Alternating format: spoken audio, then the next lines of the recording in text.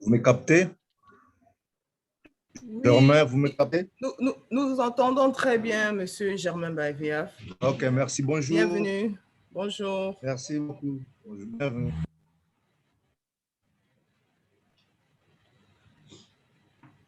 Ok, bonjour à tous et à tous. Bonjour ou bon après-midi, ça dépend de où vous vous trouvez.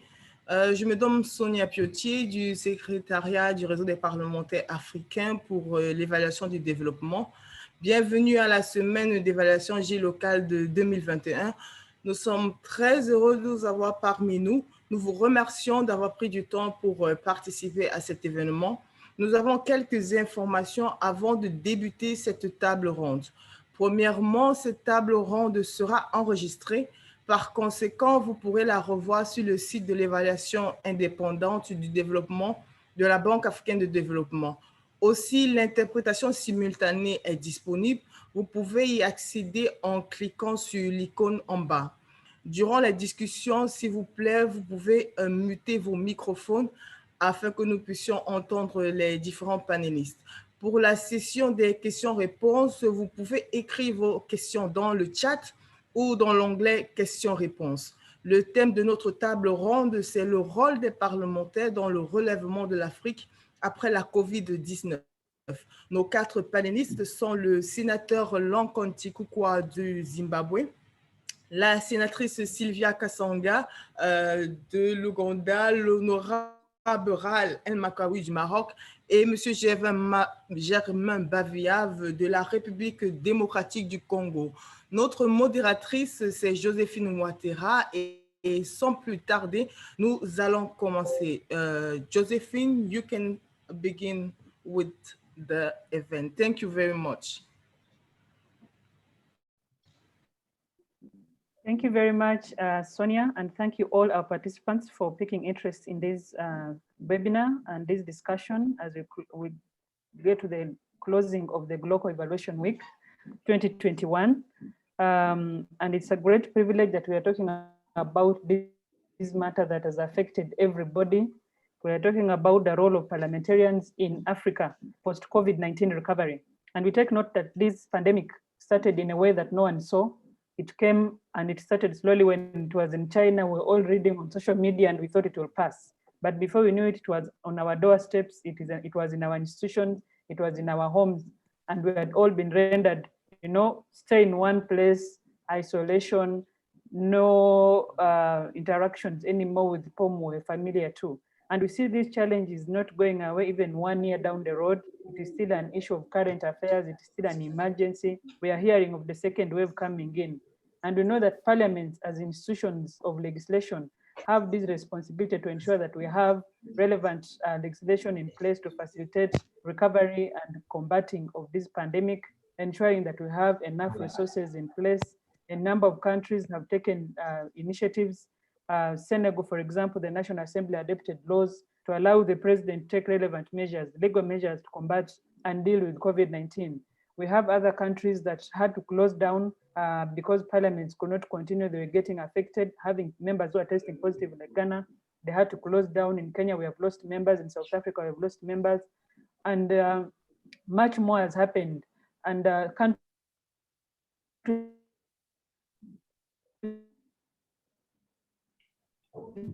like Uganda, even if we persisted, we continue need to interact with their constituencies so that we have people-centered institutions of parliament.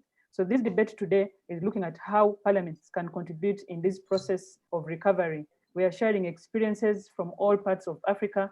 We have representation from West Africa, East Africa, and South Africa.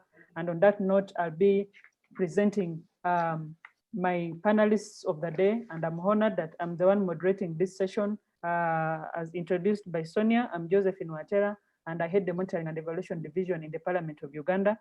And I'll be starting with Senator Langton Chikukwa, who is our first panelist of the day. He's a member of the National Assembly of Zimbabwe, representing the Mashonaland East constituency. He also serves as a member of APNODE Executive Committee, and so it's a great honor that actually APNODE put this together, and the chairperson of APNODE National Chapter of Zimbabwe. He was first elected senator during the 30th July 2018 harmonized election, And prior to joining the Senate, he was a businessman. He holds a master's degree in business administration from the Zimbabwe Open University. So I'll be presenting the bios of my panelists as they come along so that we keep a fresh memory of who is talking to us. So on this note, I'll right away hand over to Senator Chikukwa to take over the moment to make your presentation. Thank you very much, Senator.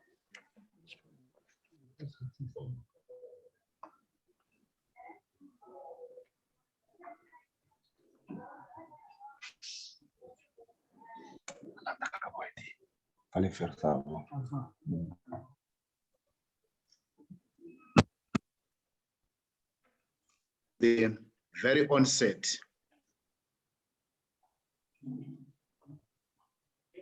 the role of parliamentarians in Africa post-COVID.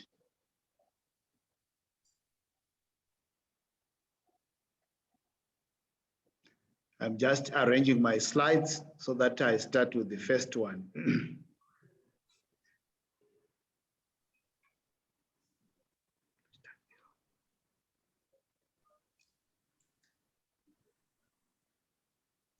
Thank you. The role of parliamentarians in Africa's post-COVID-19 is best understood by appreciating parliamentarians' constitutional role, which among others includes oversight roles, representative, monitoring, and evaluation. Therefore, parliamentarians are key institutions for promoting health equity, economic recovery, and sustainable post.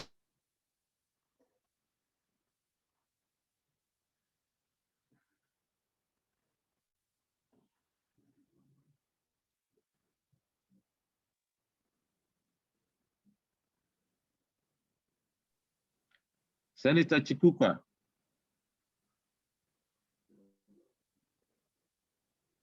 Hello, Senator Chikukwa. You seem to have frozen.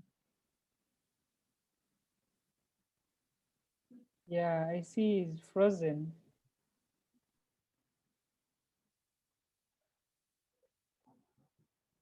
He's now back. Senator, your mic is muted.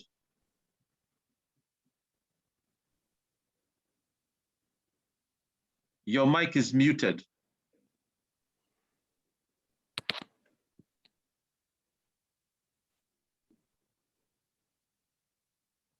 All right, all right. I hope you heard me from the beginning, or maybe I may start again, I don't know. We had the introduction part, so you can start from maybe the second slide. Yes. Fine, thank you very much. The third slide. It's fine. Let me start with the third slide. Yes, please. Thank you. It's all right. Sorry for that. It's fine. It's all right. So I was saying, parliamentarians, we as parliamentarians, we are the pillars for the democratic system, legislature's function, and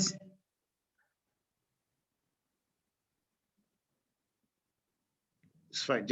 I'm just working on my technology here.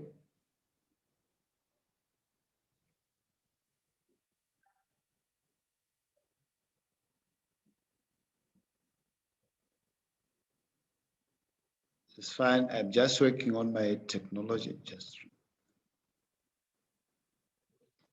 It's all right. I take over that again. We are saying as parliamentarians, we are the pillars for a democratic system, legislature's functions to balance power, pass laws, and represent the will of the people prior, during, and post-pandemic. As parliamentarians, we are responsible of policy making and effect operational measures to combat and contain the pandemic. Implementation of physical stimulus packages, lockdowns, and enforcement of hygiene practices. Prioritization of legislation to focus on COVID-19 related legislation, narrowing legislative agenda to focus on most important matters Thus, parliamentarians will ensure the delivery of democracy, especially during the pandemics. Parliament of Zimbabwe and the government's response to COVID-19. Since the onset of the pandemic, Zimbabwe legislatures have worked hand in glove with government and instituted policies and operational measures below.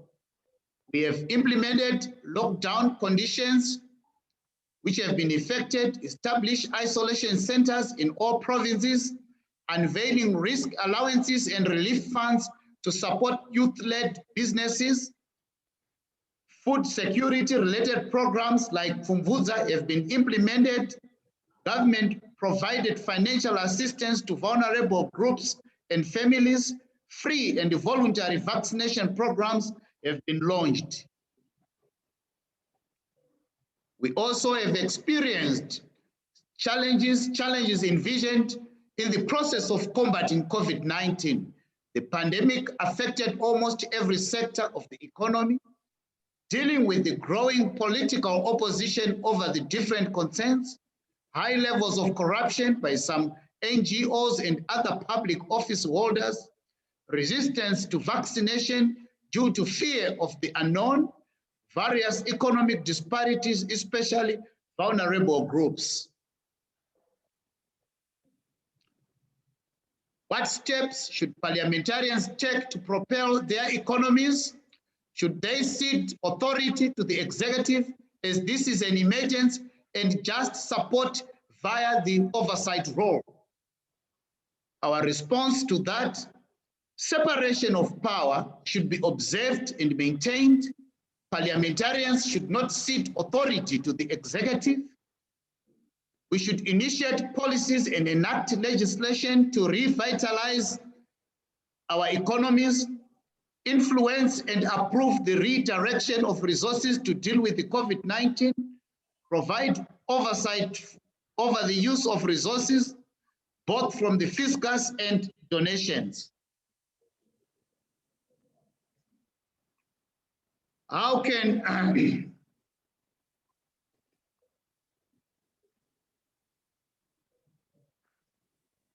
just a minute, I'll pick up on that one. How can African parliamentarians ensure that the executive places the appropriate emphasis on health measures that will protect the populations? And the response to that is, we should make sound practical recommendations on appropriate measures. Sound measures should be tailor-made to particular environment and gender sensitive. Advocate for evaluation of policies and programs. Copy best practices from other countries in shaping policies.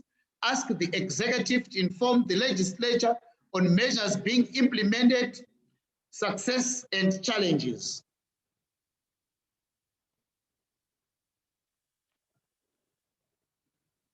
Should parliamentarians commission impact evaluations on different governmental actions to determine what worked, what did not work, and why? Our response to that,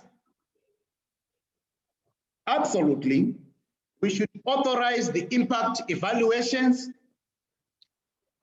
Only then can they know the results of government's programs and impact on the population. Evaluations also serve to guide them on adjustments and formulation of policies and programs. Zimbabwe, as a ministry responsible for implementation and monitoring of evaluation programs, to date, some of the evaluations have been tabled in Parliament.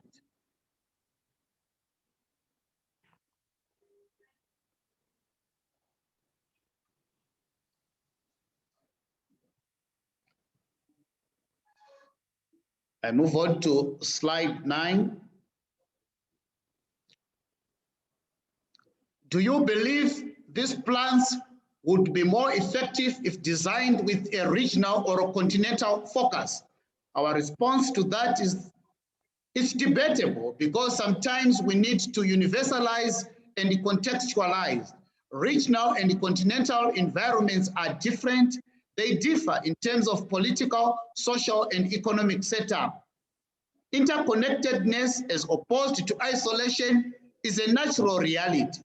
Coordination and cooperation achieves positive results. Countries achieve more when working in groups as opposed to individuals. Therefore, fighting epidemics calls for deep spatial interconnections among countries. What steps should African parliaments undertake to ensure that such initiatives used the maximum benefits to the citizens? As parliamentarians, we must do the following: complying with regional or continental resolutions or charters, evaluation of agreed regional or continental agreements, communicate the importance of observing the World Health Organization protocols to combat the spread of COVID-19, educate the electorate to make informed decisions on vaccinations, develop legislation and resource allocation frameworks directed at dealing with pandemics, ultimately monitor the vaccine rollout programs and effectiveness of the same. How should APNODE position itself to support Africa's post-recovery efforts at the national, regional, and continental levels? At national level, local chapters should create more awareness of the importance of evidence-based evaluations in decision-making, advocate for evaluations of policies and programs being implemented, enact appropriate legal instruments and measures for economic recovery. The regional and international level, APNODE should continue to create platforms for sharing knowledge and experiences amongst the parliamentarians. What should parliamentarians do to advance the African Continental Free Trade Agreement to drive post-recovery efforts? As parliamentarians, we must advocate for legislation which removes obstacles to economic activities. Advocate for robust technological-driven processes which accelerate free movement of economic activities. Review of important export restrictions which hamper on free movement of goods and services, centralization and integration of processes. Work towards continental uniformity in terms of political, economic, social setup and governance. We must demand regular reports to monitor progress and results. We must demand the implementation of the agreement, particularly free movement of commodities. I thank you. Thank you very much, Senator Chikukwa, and I've picked a number of points from your submission. And I think what is important that many times we underlook is the role of evaluations. And you've emphasized why we need to authorize impact evaluations to evaluate our resilience, evaluate our response, evaluate the impact and the efficacy, for example, of the vaccine. It's important that we learn now to use evidence to take decisions. You have also emphasized the aspect of ICT, enhancing technology, and surely more than ever, even when you see now we have parliaments that are meeting, they're having Zoom sessions, Uganda, South Africa, we have been having virtual sessions. Last year, we had the president deliver the State of the Nation address virtually, and it's something that no one ever thought that it can never happen. So we really need to enhance technology and even within the technical staff, so that at the end of the day, they help the members of parliament to advance with their work amidst the challenges of COVID. So thank you very much for that presentation. And I'll go right away to our second panelist, Senator Sylvia Kasanga. Is currently a nominated member of parliament in the Senate, representing affirmative action, as well as an active advocate for the construction profession. She previously served as the vice chair of the ad hoc committee on the COVID-19 situation in Kenya, as well as a member of the ad hoc committee that investigated the Solai Dam tragedy. Senator Kasanga is a practicing and RIBA chartered architect. She also serves as an arbitrator with the Chartered Institute of Arbitrators in UK and Kenya. She holds an undergraduate in technology and a master's degree in business administration of the United States International University of Africa. So thank you very much, Senator. I wish to invite you at this moment to take off and add on this conversation. And we appreciate once again that you offered to submit in this thank you. webinar. Thank You're you. welcome. Right, thank you so much, our wonderful moderator. And also just to thank my previous panelist, Senator Langton Chikukwa, for a very detailed presentation. In Kenya, of course, our experience first with COVID is the fact that we have never had a pandemic to deal with before, or say a huge public health situation of this kind. So we were starting from a clean plate. And this first slide just shows you that we have a bicameral parliament where we have a National Assembly and the Senate, and where the Senate is the upper house in terms of our constitution. You can, next slide. And of course, the roles of parliament, actually, Senator Langton has really highlighted that very well in his presentation. Issues of oversight, ensuring the prudent use of public funds, budget making. Our National Assembly is the one that is tasked with appropriation of government expenditure at the national level, whereas the Senate looks at government expenditure of the counties. Then of course, representation is to uphold the will of the people and making sure then we can become the go-between the people and their will and that of the executive. And of course, the creation, approving and considering laws. Next slide. When Corona hit, I think this is just an indication of one of our highest peaks in March 2021. But in Kenya, I think we have had several, what do you call them? Several phases of Corona. And in fact, as of yesterday's news, we might be going into our fourth phase of Corona because already the Indian variant has already arrived at one of our counties. So the government is very vigilant. The counties are also very vigilant as we monitor very closely how this Indian variant is going to move around. Next slide. So on February 28th, the president established the committee, that is the National Response Team Committee. And immediately when our zero patient was identified in Nairobi, immediately all international meetings and events were canceled. And we suspended international flights, of course, but after a bit of a battle with Parliament, because we still had the Chinese flights coming in as late as the end of February. Then we had the strict curfews, and the idea of the curfews was just to begin to allow the counties to all prepare for the eventuality that was now very inevitable. And mass testing, of course, began after we received our first supplies from China in mid-April 2020. And, of course, initially the testing had to go to the high density areas, especially in the city. And then we had a lot of stigma, and I'm sure everyone has encountered this because of the quarantine measures and the high-handedness of the government at the beginning of the pandemic. And next slide.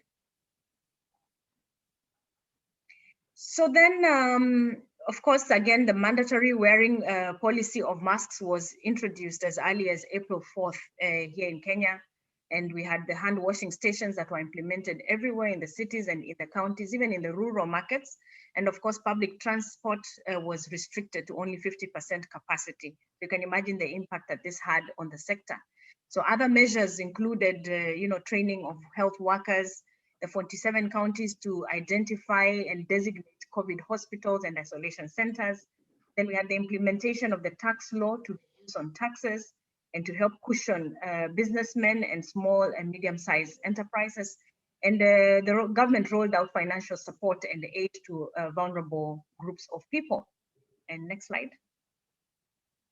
So that was just a nutshell of what the national government and the county governments were doing. So as a parliament, it it was unfortunate that the government did not involve Parliament in the national response team. So when government closed all meetings and gatherings, including Parliament, we felt no, the government, the executive can't close Parliament, and therefore we resumed work. Sorry, Honorable, is there a question? All right, so, we went back to work as Parliament and we went back virtually. So again, the role of technology really played a big deal. And instantly the Senate felt that to deal with the oversight of the actions and measures taken by the national government and the county governments, we felt as a Senate that an ad hoc committee would be more engaging rather than having it on the plenary. And therefore, the ad hoc committee was established on 31st March. I served as a vice chairperson for some time, and I was later elected as a chairperson for the committee, a role which I really, really appreciate, and I was very honored to serve. And as a committee, we decided to, sorry, before you go, we decided to look at things from 5 thematic areas. We looked at the health issues, we looked at economic and financial issues, social public order and human rights issues, access to water, basic commodities and food because of all the lockdowns and because of restrictions. And of course, support services like the ICT, because ICT played a very big role in combating COVID-19 through communication, through fighting the stigma, and through tracking and tracing of individuals. And therefore, our task was to engage with stakeholders in the industry and bounce off back with what the national response team was doing. And then in between, we find middle grounds where then we assure our citizens are properly covered at any one time, and there's no over high-handedness in some cases. And in some cases where there were lockdowns, we made sure that Kenyans have been well served by their government through provision of food security and other issues. And therefore, the stakeholder engagement was very, very significant. We had a lot of submissions from different sectors of people. We oversighted by delivering our progress reports for consideration in the floor of the House. So we had a special seat in Parliament during the COVID period, where then we would present our weekly progress reports on how our engagements between the government, the executive, and our stakeholders was going on.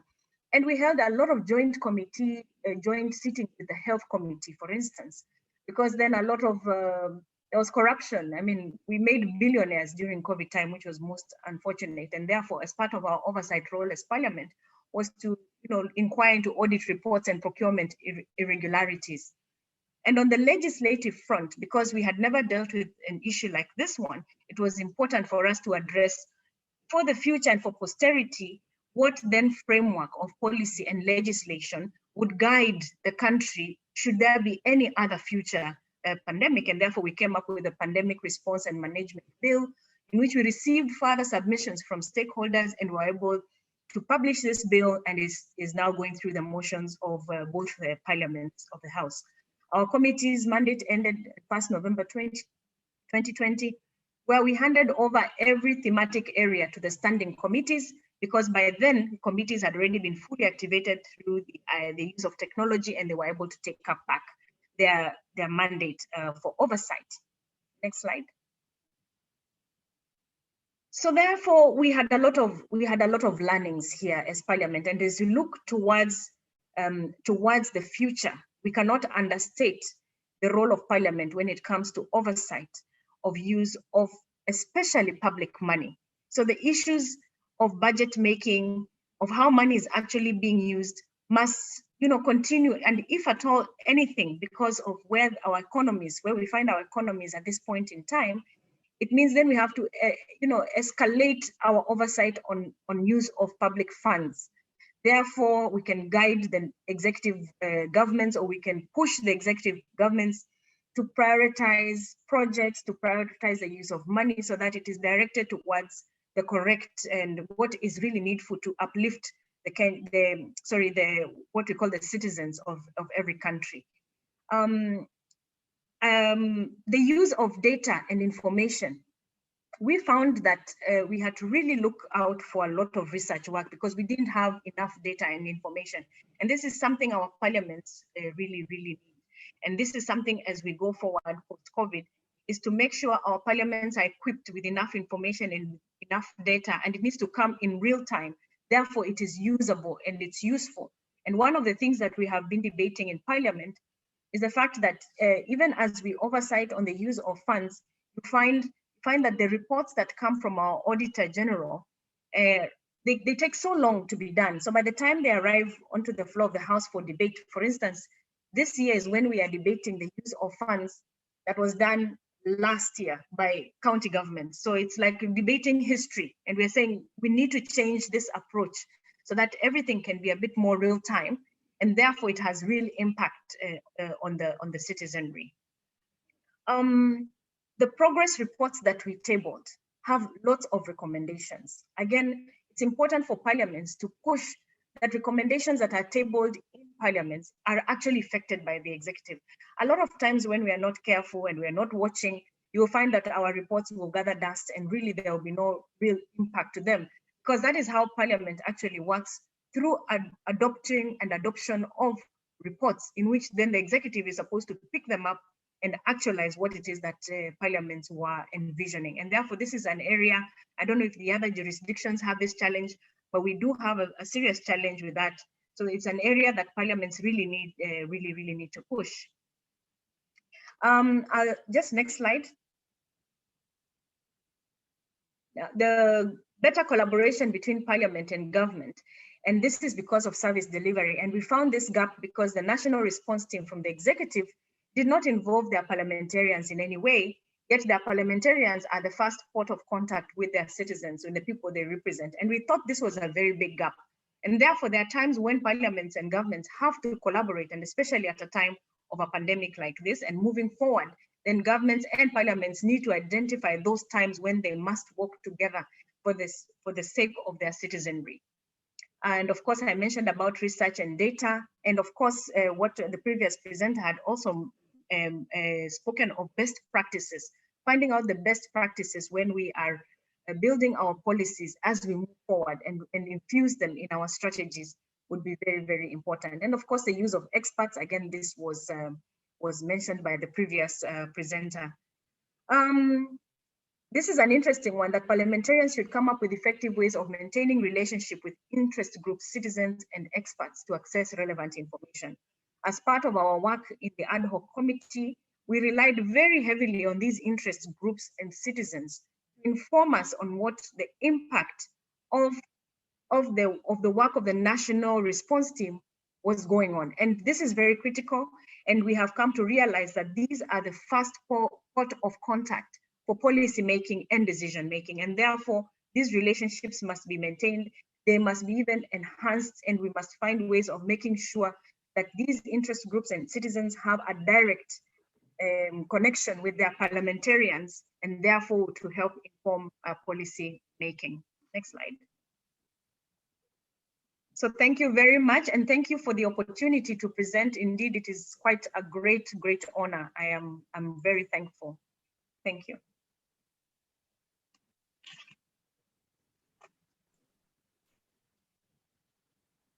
Over back to you very Madam. much, Senator. That was a very insightful presentation. And I noted the issue of relationship building, just where you have ended from. There are times when parliaments, we think that we can do things on our own and not consider the aspects that experts are bringing in our conversation in whatever that we are doing. And it's a very important factor, especially now that we are dealing with something that is highly scientific like this, or in this pandemic. We really need to consider expert knowledge in this area. We are all learning. You have also emphasized the aspect of stakeholder engagement. And of course, at some point, you'll give us more on how, which means were you using which were safe enough to engage stakeholders without putting the members and the stakeholders at risk, even when you're collecting the data. I've also noted the issue of real-time reporting, to report things as they come and to have Parliament ensure that the executive implements these recommendations as they emerge. An important one, which I think most of us have not thought of, and it's time that we learn from you, is this bill, the Pandemic Response and Management Bill, so that in future, if we have any other crisis, we don't land in it, like in a green zone. We should land in it in a better prepared and manageable manner. So I've taken also note of this, the Pandemic Response and Management Bill that is underway. So thank you very much. And our dear participants, as you could have noted from our poster, we had one presenter, Honorable Elsie Pokosi Dombe, enlisted to be part of this webinar. Unfortunately, she lost her husband and she excused herself from this webinar. So she's not going to be presenting, but we appreciate that she had offered to be part of this webinar. And of course, our prayers are with her through this hard time, that may God give her the strength to carry on even with this loss of her dear husband. I will take us to the next presenter, Honorable Rahhal El Makkaoui. I hope I've pronounced this name well. And he's a member of Parliament and chairman of the Finance, Planning and Economic Development Committee at the House of Councillors in the Moroccan Parliament. He's also an APNODE Executive Committee member. He holds an MBA from the École Nationale, this is in French, and an engineering diploma from the Mohammedia School of Engineers. So Honorable El Makkaoui, thank you very much again, and please bring on your presentation.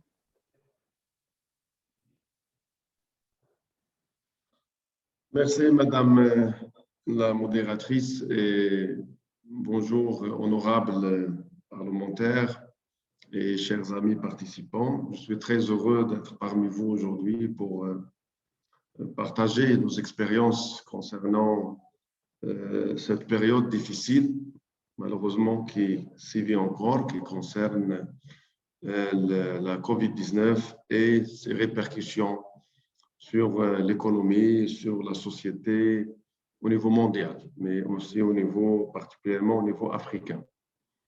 Je dois commencer par ce qu'a dit honorable Kasanga dans sa conclusion sur la nécessité de collaboration entre les gouvernements et les parlements. Et je pense que je vais relater bien sûr l'expérience marocaine, mais je pense que c'est le cas dans tous les pays du monde, où le Parlement a fait preuve de compréhension, de réactivité, de rapidité pour que les gouvernements puissent répondre à la crise de la manière la plus efficace possible. Et je vais citer quelques exemples du cas marocain, et je pense que c'est un modèle de collaboration dans le cadre, bien sûr, de la séparation de pouvoir et dans le cadre du respect de la Constitution. La première des choses qui a été faite ou qu'il faut souligner, c'est d'abord que le Parlement a continué à fonctionner normalement. Ça, c'est très important. Une institution comme le Parlement doit continuer à jouer son rôle même pendant la pandémie. C'est ce qui a été fait au Maroc. Et il y a même eu, je dirais, une adaptation au contexte Covid, puisque nous avons pu tenir des réunions, que ce soit au niveau des commissions, que ce soit des sessions plénières, en respectant les mesures sanitaires et à distance des fois. On a eu recours à des votes à distance concernant les textes les plus importants pendant cette période. La première chose qui a été promulguée, la loi, c'est celle concernant l'urgence médicale, l'urgence sanitaire. Et je crois que c'était important que le Parlement puisse donner son avis sur ce type de restrictions, parce qu'il s'agit vraiment de restrictions sur la libre circulation des personnes. Il s'agit de donner au gouvernement la possibilité de décréter le confinement global ou partiel, avec toutes les conséquences sur l'économie, sur les secteurs économiques, sur le social, sur toutes les classes de la société, à commencer par la classe moyenne, et les contrats, les délais, etc. Donc, c'était vraiment un changement radical ce qui était la vie d'avant et où le Parlement a réagi rapidement pour encadrer, je dirais, ces actions gouvernementales. Il y avait aussi la création très rapide d'un fonds spécial dédié au Covid-19. C'est parce que vous savez, comme vous le savez, Covid a été devenu une pandémie mondiale vers le mois de mars. Et donc, à ce moment-là, les gouvernements ont déjà une loi de finances qui était votée la fin de l'année d'avant. Et donc, il fallait modifier la loi de finances. On l'a fait. Il y a eu recours à une loi de finances rectificative parce que toutes les hypothèses qui étaient celles de fin 2019 ont changé. Et donc, ça a impacté les recettes de l'État, les dépenses de l'État, parce qu'il y avait des dépenses exceptionnelles. Il y avait un soutien. Donc, il y avait la création d'un fonds spécial Covid. L'État a participé à ce fonds, mais aussi il a été fait appel à la solidarité des Marocains, des particuliers, des fonctionnaires, des établissements publics, du secteur privé, pour pouvoir mobiliser des fonds et venir en aide, soutenir les personnes qui ont vu leur société fermée ou qui ont perdu leur emploi ou qui se sont retrouvés par la force du confinement dans l'impossibilité d'avoir des revenus. Il y a aussi des lois qui étaient votées pour permettre au gouvernement de lever le plafond de la dette qui était dans la loi de finances pour permettre à l'État de s'endetter et faire face, bien sûr, aux besoins exceptionnels du Covid. Et puis, en 2020, il y avait la loi de finances, les discussions sur la loi de finances 2021. Et là aussi, les parlementaires ont joué leur rôle et ont tenu compte du contexte, de la situation. Et parce que, effectivement, le Covid nous a permis de tirer des leçons sur un certain nombre d'aspects. Je crois que honorables parlementaires ici présents vont partager mon point de vue, c'est qu'il y a des priorités qui ont changé au niveau d'un certain nombre de pays et on commence à parler de souveraineté, on commence à parler de sécurité dans sa globalité, pas seulement la sécurité telle qu'elle était connue, mais on commence à parler de sécurité sanitaire, de sécurité alimentaire, de sécurité énergétique.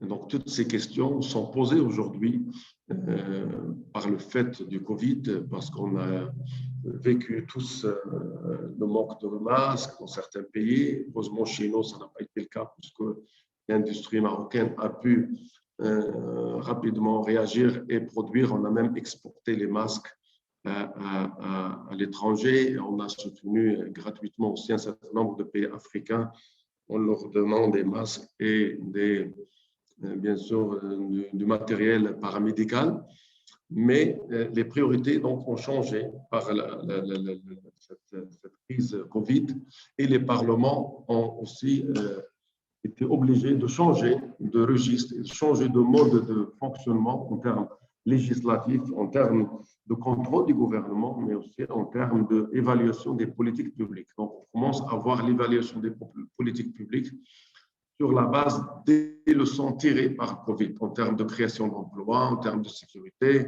On commence à se poser la vraie question du modèle économique et modèle de développement, la question du secteur informel. Donc, je crois que le Parlement a un rôle à jouer.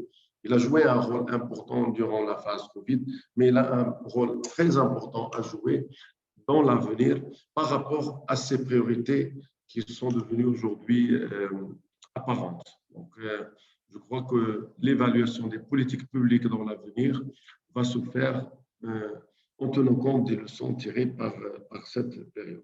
Donc voilà, globalement, je ne vais pas être très long. S'il y a des questions des participants, je ne vais pas apporter des détails, mais je dirais que les parlements ont joué leur rôle, ils ont été très collaboratifs, ils ont répondu présents dans les trois composantes de la mission du Parlement, que ce soit au niveau de la législation, que ce soit au niveau du contrôle du gouvernement, ou que ce soit au niveau de l'évaluation des politiques publiques, mais ce rôle mérite d'être renforcé dans l'avenir en tenant compte des priorités, en tenant compte de la nouvelle, je dirais, carte mondiale, régionale, en termes d'investissement étranger, en termes de positionnement de notre continent par rapport à la chaîne de valeur internationale. Donc, je veux me remercier encore pour m'avoir invité, pour pouvoir être parmi vous aujourd'hui. Et je suis vraiment très content de ce partage d'expérience. Je remercie mes chers panélistes qui m'ont devancé, Mme Honorable Kasanga et Honorable Chikukwa, pour leur intervention. Et je suis à la disposition de nos chers participants pour répondre à leurs questions. Merci beaucoup.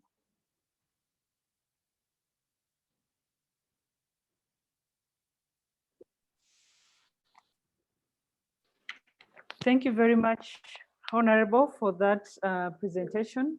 And I like this part where you're saying positioning the continent, because there are a lot of challenges that have emerged from this COVID-19, and the response really requires all of us as Africa to hold our hands together, to support each other in terms of the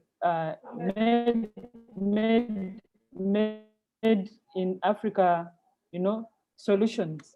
When we are looking at the cost of imported masks, I see many countries now that have picked on the African fabrics to do masks. Aspects of community response, to have social centers where people who are in isolation can have moments of interaction even in the isolation state, so that people don't get traumatized while they're in these places, I think is a very important factor. And the aspect also of evaluation of public policies. What policies are we having at national level, and how do we use these policies to act as a response factor for COVID-19? Thank you very much for that presentation. Our last speaker is Mr. Germain Mbav Yav. I hope I pronounced this name well. Is currently an advisor to the Senate's Research Department from the Democratic Republic of Congo. He's the author of several scientific and cultural articles. His recent publication is titled Towards the Legislator Evaluator, Need to Monitor the Execution and Effects of Laws in the Democratic Republic of the Congo. And I already have interest in this paper, so my presenter panelists, when you finish this presentation, I have interest in this paper as somebody who is in the evaluation unit, and also I believe other members who are in the APNODE fraternity. So thank you very much again for your interest and acceptance to be part of this webinar. Please go ahead and deliver your presentation.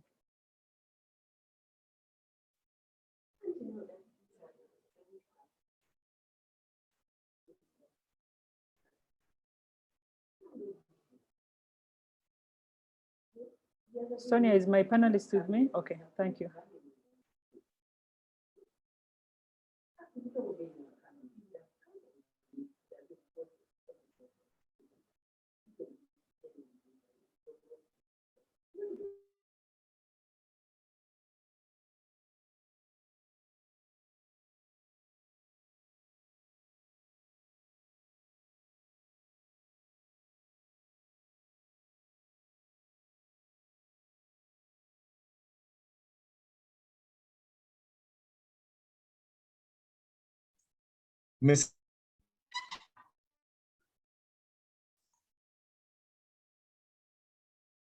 Monsieur Dissé?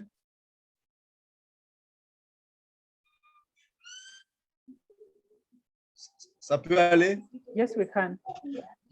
Ok, merci. Si vous m'entendez, je commencerai comme l'ont fait mes prédécesseurs. Je commencerai par vous remercier l'APNODE pour cette grande opportunité, pour cette occasion que vous nous offrez de pouvoir partager avec les honorables sénateurs et députés du continent sur un grand thème qui est celui du rôle des parlementaires dans la reprise post-Covid-19 en Afrique. Il n'est pas facile, je dirais d'abord qu'il n'est pas facile de parler en dernier lieu après des honorables, mais je vais essayer de pouvoir répondre à la tâche. Et principalement, je ne vais pas m'attarder sur les expériences parce que ça a été dit, parce que les expériences en Afrique, même si les contextes sont différents, les expériences sont quelque peu similaires. Les expériences sont un peu quelque peu similaires. La manière où nous avons pu répondre à la question, même s'il y a une grande tendance à ce que la COVID puisse persister, mais je sais qu'il y a des efforts de part et d'autre pour que les parlementaires puissent s'impliquer dans la riposte. Et ainsi, je vais pouvoir m'attarder plus sur le rôle non seulement des parlementaires de la majorité, ou les parlementaires qui doivent appuyer le gouvernement, mais aussi sur les opposants. Quels doivent être leur rôle? Parce que un des écueils ou la plus grande tendance serait plutôt peut-être de pouvoir se plaindre, plus se plaindre qu'agir. Ici, je voudrais demander devant les défis qui sont grands, devant toute cette persistance de la pandémie, que les parlementaires s'engagent sans pouvoir empiéter sur le rôle classique du gouvernement, mais qui ne s'engagent pas plus en parlementant, pas plus en parole, mais dans des actions concrètes.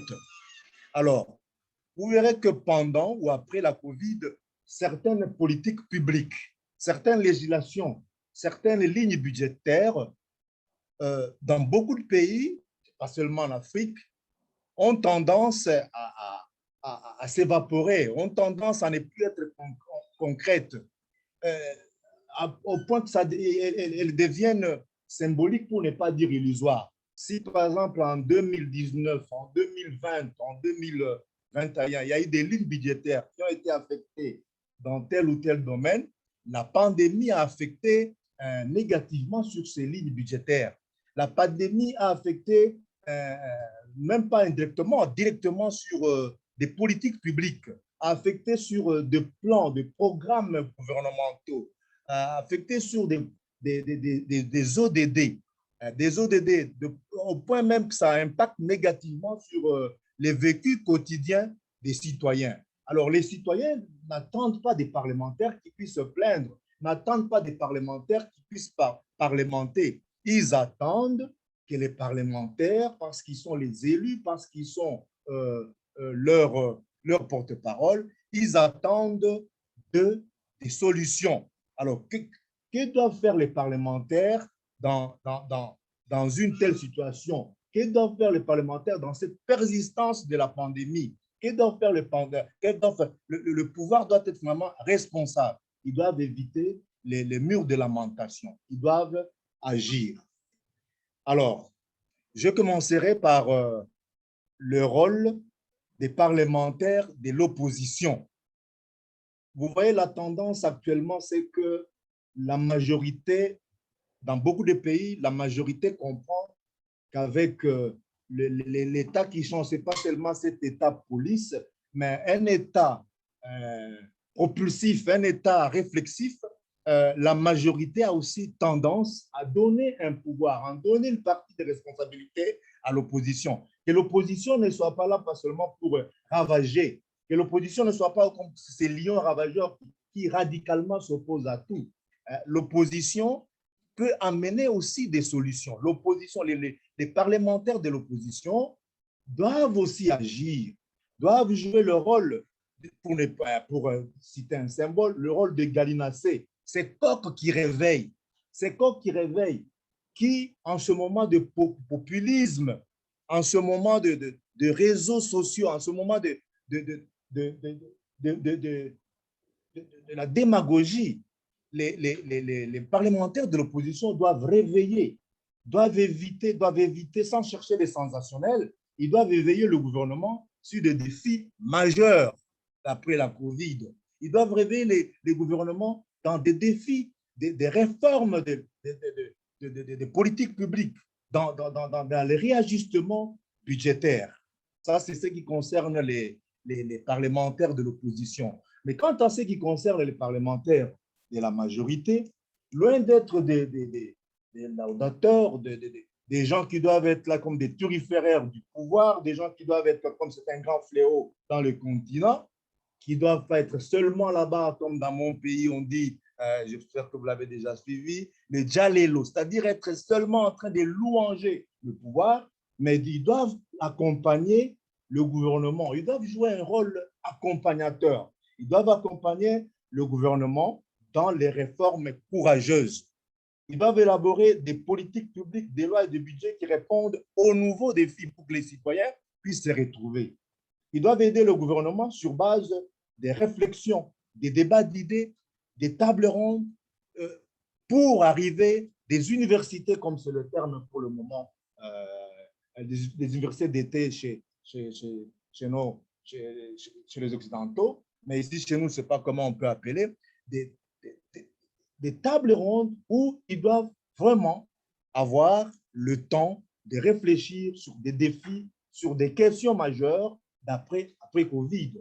Ils doivent certes collaborer avec le gouvernement, comment voir, comment ne pas rester seulement à voter le budget dans le rôle classique, à voter les lois, à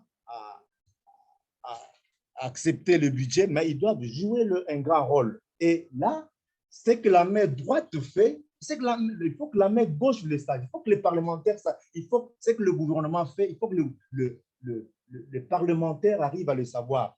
Nous devons aller au-delà de ce système où les politiques publiques sont élaborées seulement au gouvernement et les parlementaires ne savent pas ce qui se passe au gouvernement. Les parlementaires doivent agir même en amont. Les parlementaires doivent savoir ce qui se fait au gouvernement. Nous pensons qu'avec de telles opportunités, dans des pays où les parlements n'ont pas accès aux politiques publiques, dans leur arsenal juridique, on doit prévoir à ce que les parlementaires puissent avoir un œil, puissent savoir ce qui se passe au gouvernement en termes de politiques publiques. Ils doivent aller au-delà des mesures ponctuelles. Au lieu d'être attentistes, ils doivent être à l'avant-garde des efforts. Ils doivent être à l'avant-garde des efforts. Penser aux grands défis. Ils doivent être impliqués dans les grandes réformes, dans les grandes solutions. Ils doivent participer dans la prise des solutions, non seulement politiques, socio-économiques, mais aussi environnementales. Pendant les vacances parlementaires, les parlementaires doivent faire comprendre aux électeurs les nouveaux enjeux. Les nouveaux enjeux, par exemple, sur tous les accords, tous les partenariats que les pays prennent, par exemple avec la ZECAF, le COVAX, le pacte. C'est-à-dire les parlementaires doivent profiter des vacances parlementaires pour pouvoir faire comprendre aux électeurs qui sont aussi leurs partenaires, qu'on leur fait comprendre sur de nouveaux enjeux. Et tout ça, ça ne passe pas par des débats inutiles. Tout cela doit passer par un mécanisme que nous tous, nous partageons, le mécanisme de l'évaluation. Tout cela doit passer par des évaluations d'impact, de pertinence des politiques publiques, des évaluations des lois, des évaluations des budgets en amont et en aval. Et le parlementaire ne doit pas seulement se figer à ce qui est comme des appréciations seulement politiques, des appréciations journalistiques. Je n'ai rien contre les journalistes, je n'ai rien contre la politique. La politique, les appréciations politiques peuvent aussi amener des grandes solutions. Mais ici, c'est des évaluations scientifiques, des évaluations plutôt pluralistes et participatives. Pluralistes qui doivent être contextualisées. Chaque pays selon ses problèmes. J'ai été content quand les honorables parlaient chacun de son pays, chacun ou chacune de son pays.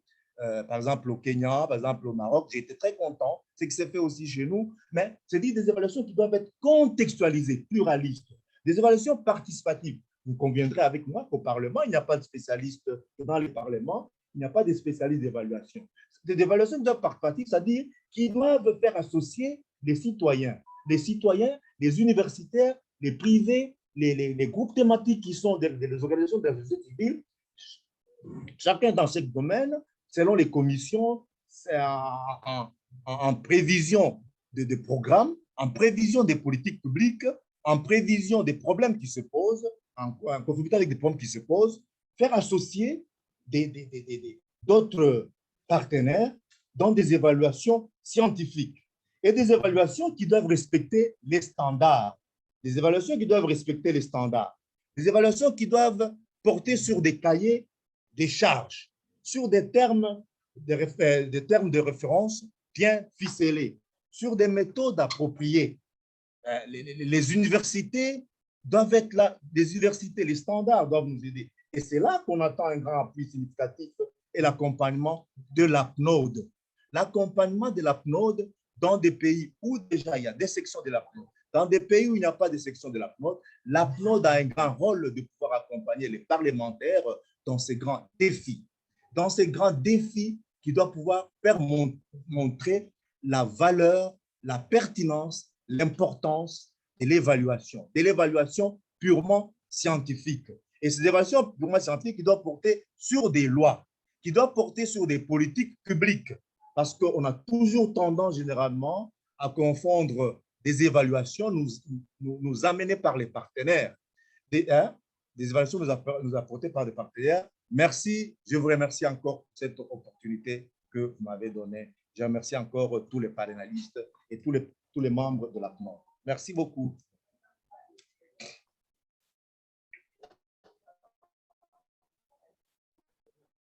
Thank you very much, Mr. Mbav Yav, for that excellent presentation. Of course, I had to allow a few more minutes because of the interpretation. And you've mentioned, I've picked especially three things: transparency and accountability.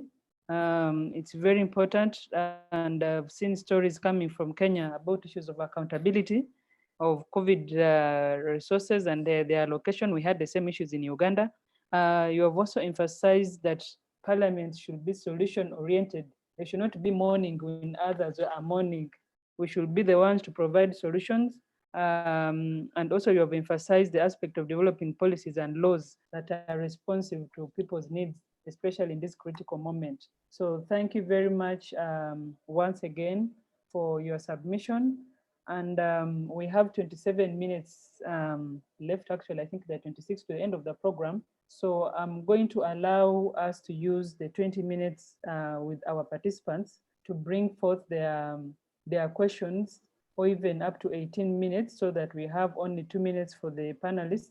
And as you respond, we shall not have another round. As you respond, you'll be giving your final closing remark. So we agreed that we are starting with questions that have already been posted on the chat. And if I can draw our attention, all of us, to the chat, the panelists, please. There's a question that says, how best can parliamentarians in for instance, SADC and ECOWAS regions sustain the current enthusiasm in the battle against COVID-19, premised on the fragmented economic policy and legislative environments in the region? Let me give this to Honorable Senator Kasanga. Start with this one, then I'll pick the next question to another person. How can we sustain efforts? So though the question is saying SADC and ECOWAS, we also have EAC in the East Africa. So just pick it up. How can we? There's definitely a call for harmonization. Thank you. Sorry. There's definitely a call for harmonization. I think during this COVID time, it has become clear that when we have fragmented policies, we cannot move trade, especially. We had such a big problem even at the committee of the ad hoc committee on COVID. We had to deal with situations where truck drivers could not cross into Uganda and into Tanzania without a series of certificates and tests, and the issues were not even clear, I remember at that time. And it was causing business people a lot of frustration, as well as drivers. In fact, at one point, the drivers had put down their tools and they said they're not moving anymore, causing unbelievable traffic jams at the border points. So it became clear that there was an instance there that we need to harmonize all our economic policies as well as legislative policies. There's no way, if we are going to really enhance our economy going forward post-COVID. So that is definitely a call, like for the East African Parliament. I know they've been working on that. They have a new Secretary General who is now Kenyan, and one of the things I know he's doing in his mandate is this sort of harmonization of economic policies to move forward the region. Thank you. Thank you very much, Honorable Kasanga. I've been reminded, I was looking at, of course, the old program. Sorry for that, Kobena, but thanks for the reminder. We still have a few more minutes to go. So we have up to 11:30, which is 14:30 for those in East Africa. We have a second question that I'll draw to Honorable Chikukwa. And the question is saying, Africa still depends on IMF and EU, the European Development Fund. What measures can parliamentarians in Africa put in place to develop interregional economic resilience programs and develop or invest in human capital using Africa's resources, to cite an example of the Africa Development Bank? So how can we handle these aspects of joint partnerships and programs on resilience, economic resilience, so that we move away from focusing our eyes on players like IMF and EU? Senator Chikukwa. It's fine. Thank you very much. It's a very important question. And that question calls for a culture, a cultural change, a paradigm, mind renewal in our approach to development. So this starts from one country to the other. Then collectively, as a continent, we would be able to provide our own solutions. And when we talk of a culture, we are looking at a culture of production, a culture of fully utilization of our resources in our different economies, full exploitation of our resources. We need to develop a culture of hardworking, self-reliance on our own. Yes, funds, assistance could come, but when we look from one nation to the other, we are all endowed with just different natural resources. If we look at other economies like Cuba, they rely a lot with medical doctors. They produce quite a lot and they do export. We look at India, they are focusing on a lot of ICT. So as nations, with our resources, we need to come up with the clear plans and policies to make breakthroughs in our different countries. We look at the development of China. China, what it is today, it's more to do with a culture of hardworking and production, which they have developed over years. So that kind of a thing, we are all able to do it from our own countries. And it even starts from a family level as an individual. What are you doing in terms of developing and your contribution as a community, as a nation? But generally, I would want to point more of a culture of self-reliance. That's what needs to be inculcated in our thinking, in our mindset, in our different nations. Then also, we need also to manage issues to deal with the corruption, capital flight, which is going out from our different economies. It's not that like we don't have resources, but it's a very big challenge in our economies that the citizens from one economy to the other in our countries, we don't have confidence in some of our governance.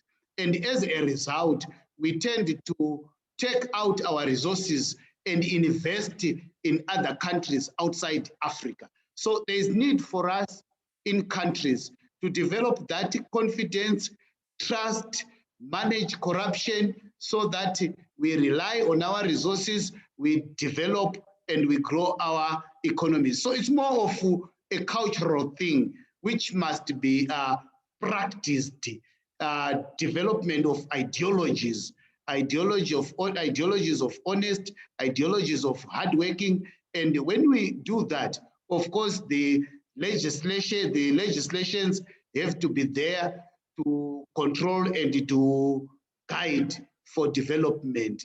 So if one country is to do that, and together as a continent, we could be self-reliant and develop. Thank you.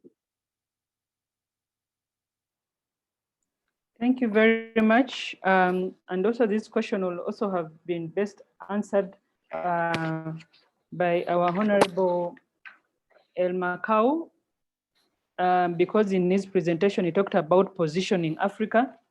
And so this question that has come on the floor about the need to hold hands and build resilience, I think it's closely related to what you had raised when we started this discussion.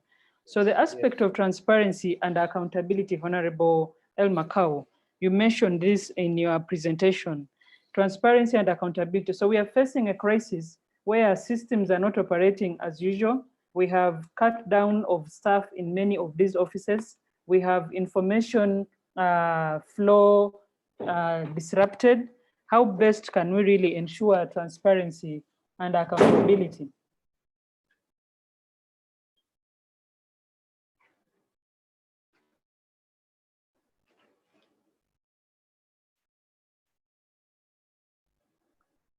Is Honorable still with us? El Makkaoui?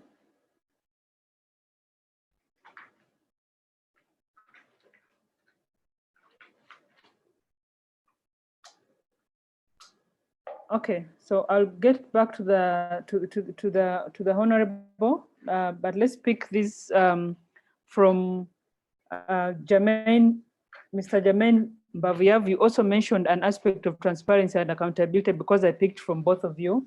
So maybe you can give us more in terms of illustrations on the how. How can we ensure this when we are operating in not a normal state of affairs? How can we ensure transparency and accountability? Mr. Mbav Yav.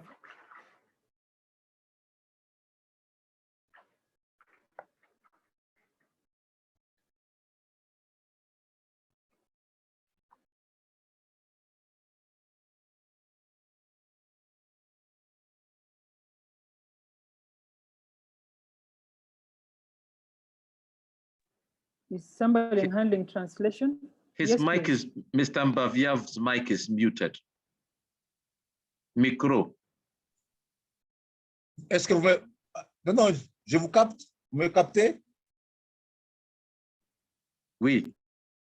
OK, merci. Comment est-ce que les parlements peuvent se rassurer de la redevabilité, de la transparence dans une période de post-Covid? Vous savez, nous avons peut-être que nous pouvons faire l'apologie inutile de l'évaluation, mais sans vouloir faire l'apologie de l'évaluation, je voudrais appuyer ma réponse en disant que les parlementaires, loin de s'appuyer sur des appréciations politico-subjectives, c'est-à-dire des appréciations politiques, je ne rejette pas, doivent plus s'appuyer sur des évaluations. Et ces évaluations sont basées sur des preuves. Et parler de la transparence, parler de la redevabilité, je pense que les parlementaires en amont, ou tout comme en aval, dans son investigation pour arriver à atteindre la transparence là, ou à faire en sorte que le gouvernement lui fasse une bonne redevabilité, les parlementaires doivent s'investir à long terme dans les évaluations.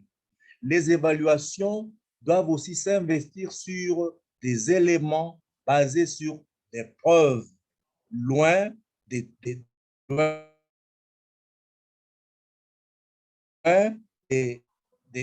arguments sentiments journalistiques, loin des arguments puisés des réseaux sociaux. Je ne suis pas contre les réseaux sociaux.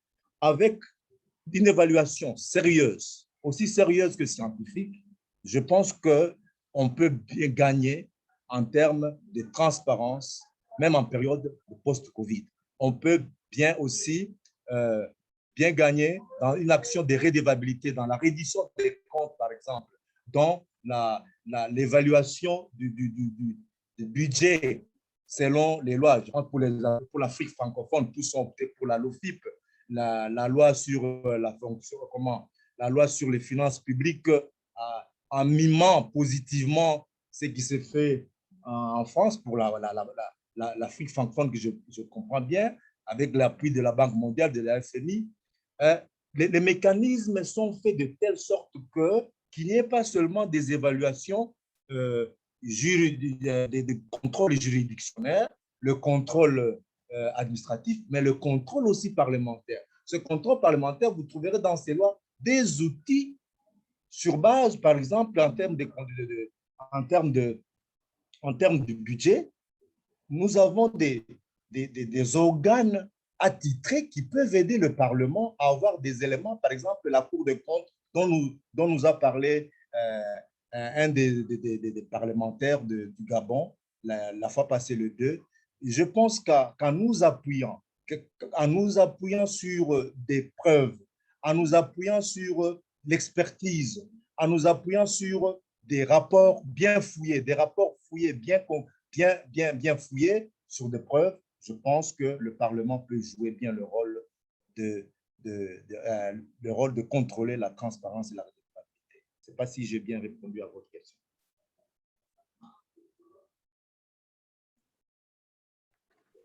Thank you very much for the response. And it's good that I have some hands up, and one hand is very familiar to me. From South Africa, Mamfago Modiba, I will start with you. Because you come from a department that is supposed to give information to committees of parliament, picking up from where we've just ended about the aspect of using evaluation and studies and research to inform parliament independently without using the information that is biased from the side of the executive. You can ask a question, but also give that side of the response. You as the staff of parliament in South Africa, what has been your experience in giving information that will enhance response to COVID-19 by parliament? Take the floor, please. Good morning and thank you all. I do have a question for comments and question, for a senator from Kenya. He raised a concern that their ad hoc committee reports may, be gathering dust. And I wanted to maybe give some sort of a proposal to say, as you indicated that you have decentralized the role of oversight of that ad hoc committee, which ceased to exist last year, to the standing committees, maybe you should also consider in the same breath that you need to also decentralize those reports, especially recommendations that should be followed up. For example, if there are recommendations pertaining to education, maybe you should give them to the Education Standing Committee to look at and also to provide reports, because they will be in a better position to follow up with the executive and then provide reports. So that I wanted to make that suggestion. And I also wanted to say, for example, in South Africa, when the COVID hit, we went into lockdown in April, but fortunately our parliament never closed. We continued virtually, and we had more meetings than we could have, when we were meeting physically. And this really helped a lot, because from the start, there was some attempts by some other political parties to establish an ad hoc committee. But I think the Office of the Speaker decided that each committee has to be responsible in exercising oversight over the executive. And really this helped a lot because the scope of work was just too much. I wonder how, the Kenya ad hoc committee did it, because really, to be honest, the scope of work was just too much. If I may give an example with our portfolio committee on higher education, there's quite a lot of work that has been, done by the committee in making sure that we hold the executive to account, on the plans that they did. For example, which with every level of lockdown, because remember they used to, lower the levels from level 5 to 4, 3, and sometimes you have to come back to level 4, with stricter measures. So we had to invite the department, because at times you really don't get the full evidence from the department. Over and above inviting the department to come and account, we also invited the association of all the universities in South Africa, and we also invited the Student Representative Council, because you'll be told certain things are happening, but when you bring the vice chancellors together, you bring the Student Representative Council, you realize that there are certain things that are not happening. For example, one of the things that we really were on it, making sure that in each and every meeting we were dealing with it, was to say, how is the capacity in terms of the institution moving to online or blended learning? Whether students across the country, do have learning devices. If they don't, how are they expected to learn? And then we also looked at those students who require practical, learning. For example, students who are doing medicine, engineering students, they can't just learn at home. They need to be at the institution, at the hospitals, doing the real work. So it was very important for us as staff to identify these other areas, to also identify, because there was also a lot of students raising issues on social media, to also collate that information, put it before members to say there are these issues of concern. And in South Africa as well, we used to have like monthly media briefing by the ministry.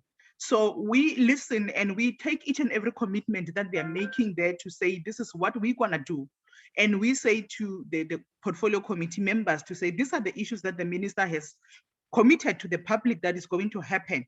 And we need to follow up on this. And we followed up, and we are still following up on those issues. And post-COVID, I remember a week ago, we had a meeting to say, what are the lessons learned during COVID, especially with online blended learning, and how can we take it, post-COVID, to ensure that at the end, of COVID, how do we use these lessons to also expand education, because we can no longer rely on, brick and mortar access to education, because we don't have enough physical space. But there is an opportunity that has been created by COVID. How do we take this forward? How do we make sure that, we do have SADC protocol, education and training SADC protocol. How do we ensure that foreign students who have been, in their own countries and they can't come to South Africa, how do you make sure that they still learn in their own countries? So it's very important for me, I feel it's important to decentralize this to individual committees, because there's such a lot of ground to be covered. One ad hoc committee will not be able to do that. And we also had conferral meetings where committees of the National Assembly would meet with, have joint meetings with committees of the National Council of Province or the Senate, when we are dealing with matters of mutual interest, which was also very important. There's an issue, that most of the speakers have talked about, that we have to have partnerships. We can't do it alone. We also don't have all the scientific, information that is out there. So working with research institutions is very important, because, for example, in South Africa, we do have the research councils that did quite a lot of work, even with universities. They did quite a lot of work. Some institutions, they use their own engineering faculties to produce masks. They produce sanitizers. There was quite a lot of work that was really done, by institutions of higher learning. So if now you only focus on certain sectors, it's very difficult. You can't cover almost everything. So, but there was a lot of work that really was done. And I'm so glad that we are having this conversation and we are learning, good lessons from each parliament, what each parliament has done, and we were also, because we never stopped working as the Parliament of South Africa, we also had to, the ministry, Treasury Ministry has to come and retable the budget that was tabled, in 2020 February, because when that budget was tabled, there was no COVID, but post lockdown, you could see that the budget that was, tabled, approved, is no longer going to work. So there was a need to reprioritize to make sure that committee departments like health, they receive a lot of money, so other departments received cuts when the budget was readjusted to make sure that money goes where it needs to be, responses. For example, Department of Health, Department of Police, and Defense, to be able to monitor what is really happening. Also within Department of Education, there was also reprioritization, which we as the committee staff and also members, we were supposed to monitor to ensure where is this money going? If you are doing reprioritization, where are you taking from? And where are you taking to? What will be the impact where you are taking this money from, to be able to fund the COVID responses? So, those were the things that we really monitored. And we are still monitoring them even now because we are going into the third wave. We had a meeting not long, as I said, a week ago with the department to say, given that we gonna go into the third wave, what measures have you put in place to make sure that we don't lose this academic year? We must make sure that we complete this academic year by the end of December, unlike last year when the academic year was extended, to the current year, 2020 March. So, and it had really serious financial implications. So these were my issues. And one other interest that is not even my area of focus, but also which I've picked up, was the issue of the African response. Because as Africans, we do have, our own cultures, our own traditions on how, we give farewell, to our deceased people. There are so many people who have been traumatized by this COVID, and because, the burial rites were not really observed. So going forward, how do we make sure that in our response to COVID, while it's still here, how do we make sure that we protect those, the burial rights of many of our African people? Because there are certain things that needs to be observed, but I've seen that we took more Western way of doing things, forgetting about our own people. So this way, my contributions. Thank you. Thank you very much, Mfago Modiba. I let her talk for a while because she's a technical person and she was bringing the other side of the story. Our panel has been full of members, the honorables, so it's good to hear from somebody who is in the research department to just share the experience of how they have seen this on the other side of the table. And definitely there are things that we never saw, of course, coming along, like what we can call the side effects of COVID. We realized an increase in domestic violence cases, and I was following these reports even up to the US, besides just Africa here. I think there are parents who are not used to staying with their children all the time because we had the option of school. There are husbands who were not used to staying with their wives the entire day. It's when they realized that, okay, so you're taking too much sugar, you're eating too much food. And so we had a lot of other side effects of this pandemic that we never saw coming. And so I just wanted to get back to Honorable Kasanga, Senator Kasanga, about issues of community, social networks, because at the end of the day, the members of parliament, you are representing communities. What are these emerging issues that you saw? I've seen a lot of increased child abuse. I've seen a lot of increased domestic violence emerging from COVID-19. For you, what have you seen? And parliaments, what can we do? How can we go to where it matters most in community to put protection around these communities so that the effects, even when we are talking about the financial and the trauma that comes with it, but the effects that are entering into people's homesteads are really curbed? Honorable Kasanga. Thank you. Thank you again. And allow me also to just appreciate the comments of Modiba. and to assure her that indeed the work of the committee was extremely involving. In fact, we were very happy to hand over. But actually, by the time we were tabling our fourth progress report, a lot of the other committees had started to activate, because the speaker was very careful in allowing our work to progress. Again, just monitoring the situation the way it is and the setting up of the systems in Parliament to allow for engagement. So it was mostly structural, and also just to mention that the way the national government and the county governments had organized their response teams. So we had the national response team that was headed by the Minister of Health, and he had all the other ministers from the other ministries joining that committee.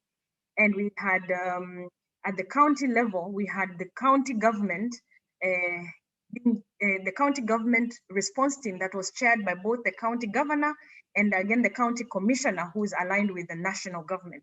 And then they had all the other CSs, cabinet secretaries underneath them. So we felt that in the first instance of engaging with all these, then an ad hoc committee would have given that kind of structure to attend to the issues and finally hand over the issues back. And the speaker gave the committee a lot of support. We had clerks from each and every committee, in every standing committee, and that is what helped us inform the Pandemic Response and Management Bill when we proposed it and we published it. But indeed, Modiba, you're right, the work was so much, within a very short period of time, and thanks to technology, we had over 100 meetings with lots of stakeholders, and we even managed to push the speaker to allow us to do some on-site visits, because these were necessary for safe collection of data. I know the moderator, you had asked about how we collected data safely while protecting people, whistleblowers, and vulnerable groups. And we were able to do that by on-site visits and closed online meetings. But on the issue that you're asking, one of the things that Kenya had done previously, mostly because of security, is institute a Nyumba Kumi initiative, which is an initiative where every so many households, like 10 households, look out for each other. They have a chairman, and then they can monitor the issues around security and around domestic abuse and things like that. So one of the important things that the national response team did once COVID had hit the country was to reactivate actively. As Kenyans, can we reactivate our what we call Nyumba Kumi initiative, so that we begin to look out for each other? Because this was also one way we used for track and trace. And when we started now our work as a committee, these emerging social issues were obvious and they were clear. And thank God, as a nation, we've also been having a major conversation on mental health. Mental health is a very big conversation in Kenya today. And I'm also glad to just report that I'm the sponsor of the Mental Health Amendment Bill, because these are things we had seen even before COVID that we need to address. So these issues that now came out, because really COVID did show the underbelly. Once the lockdowns had come, the underbelly of our lack of not dealing with mental health issues, it showed itself, the cracks opened up, and it was now clear that we really have a task to handle mental health issues. And so we used the Nyumba Kumi initiative to help call out anyone who's afflicted, any issues of mental health, domestic abuse. We're able to track and trace and rescue them and help them with data collection in the event that there was an issue, and also dealing with them, with the perpetrators accordingly.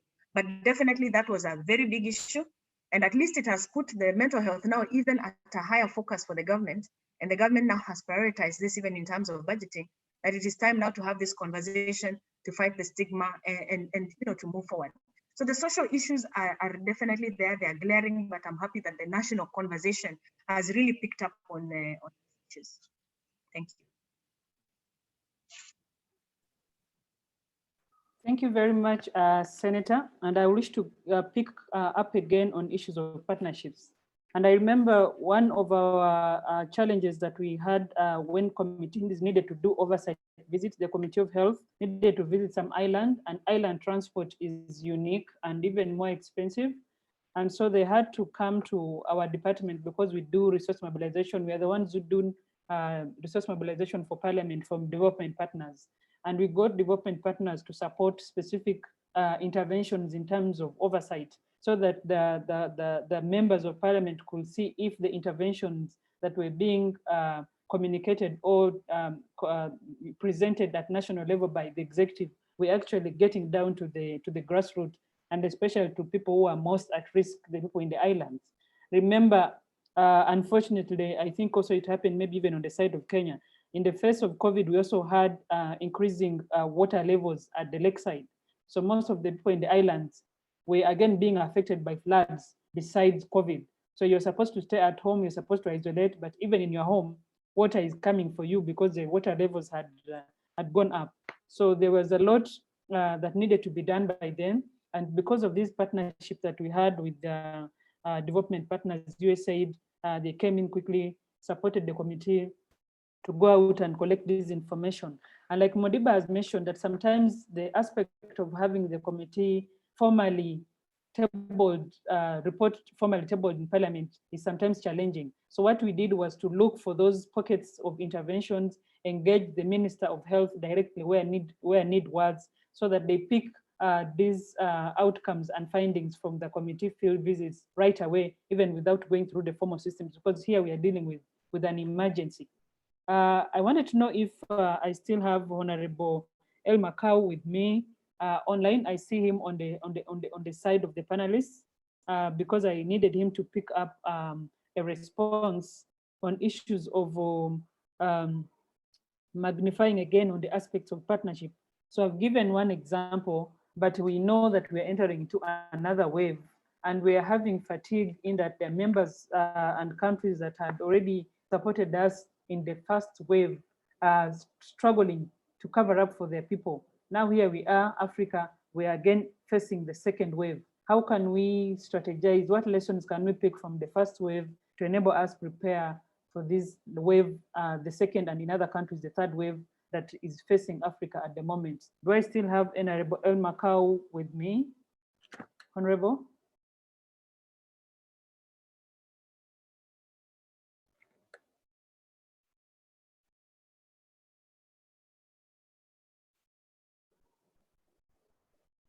Yeah, he appears online. I'm not sure why he's not responding.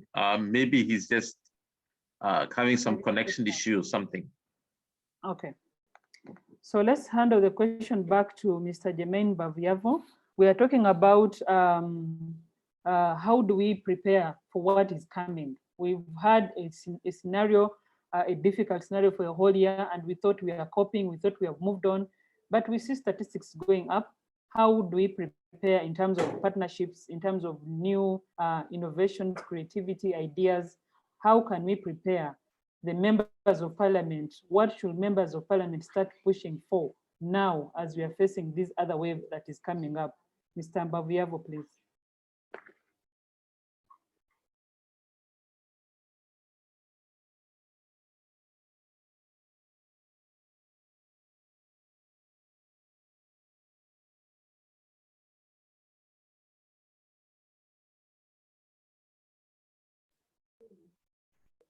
Is Mr. Mbav Yav still with me?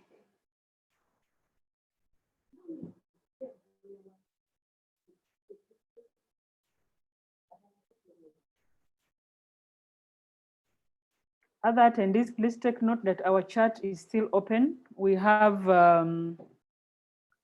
20 minutes to close the session. So if you have a question, this will be the best time to post in the chat. I'll direct the question to Senator Chikukwa.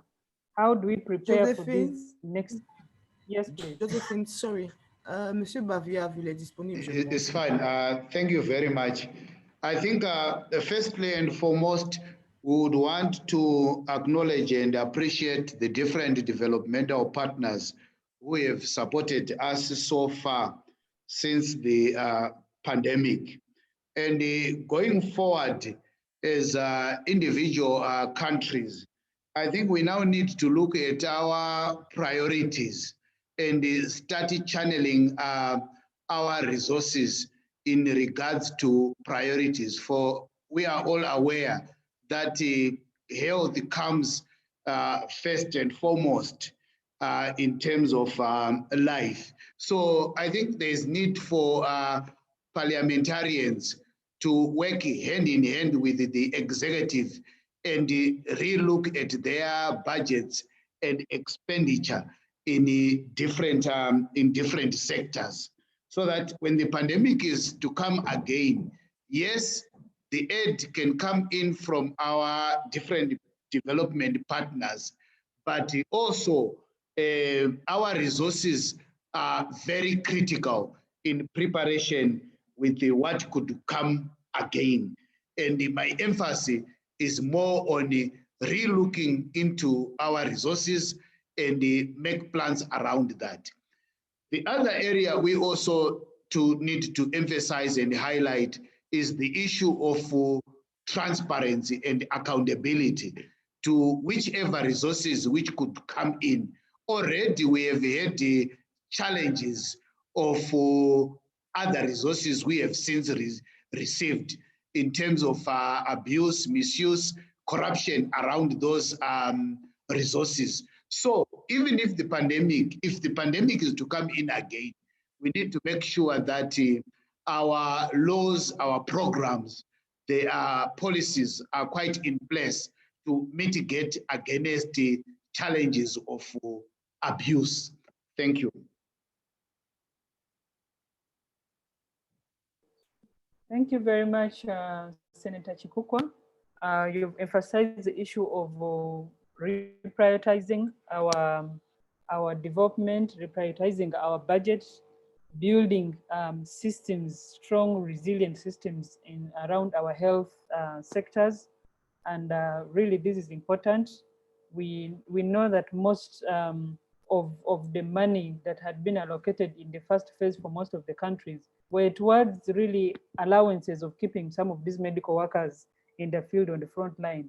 But now here we are, we need more ventilators, we need more beds, we need more hard facilities to be provided. So it's really important that as members of parliament, we push for reorganization of our budget so that we focus more on what is important at the moment. So I'm going back to the floor, and we have two hands raised by our participants. I will call upon Kango to bring a question from the floor. Thank you very much. I just have a question on lessons learned, which deals with the overall situation. This is not to blame anybody, but I wanted to raise two questions that we have not talked about, which are overall questions. One is the total unpreparedness level to which the continent was when this thing happened, when COVID happened. It may have happened, other countries may have been unprepared as well, but what are the thinking in parliaments across Africa with regard to that? The second one would be the first responses have more been military and police in nature, a lot of human rights abuses.